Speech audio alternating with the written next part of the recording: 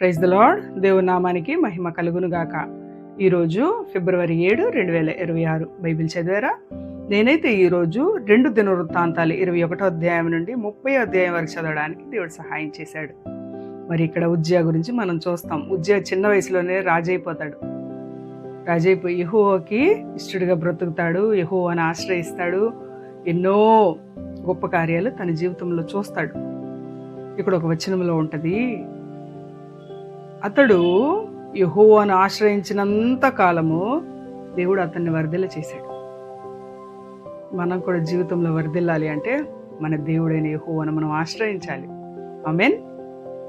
ఆశ్రయించినంత కాలము అతడు వర్ధిల్లుతూనే ఉన్నాడు.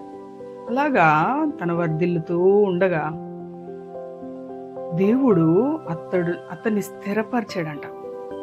అతడు స్థిరపడు వరకు ఆశ్చర్యకరమైన సహాయం అతనికి కలిగిందంట.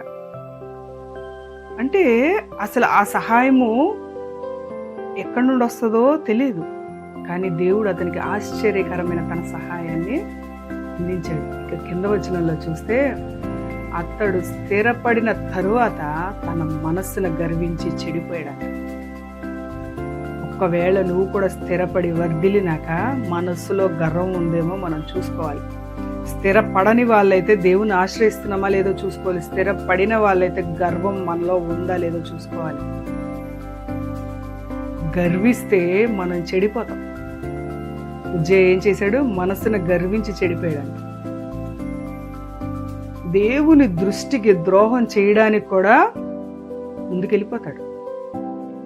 ధూపం ఓన్లీ యాజకులు వేయాలి, కానీ ఉజ్జియా రెడీ అయిపోతాడు వేయడానికి. యాజకులు వస్తారు, వద్దు నువ్వు ధూపం వేయకూడదు, అది దేవుని దృష్టికి మంచిది కాదు అని చెప్తున్నా కూడా వాళ్ళ మాటను తోసేసి ధూపవేదిక దగ్గరికి వెళ్ళిపోయి ధూపం వేయడానికి రెడీ అయిపోతాడు.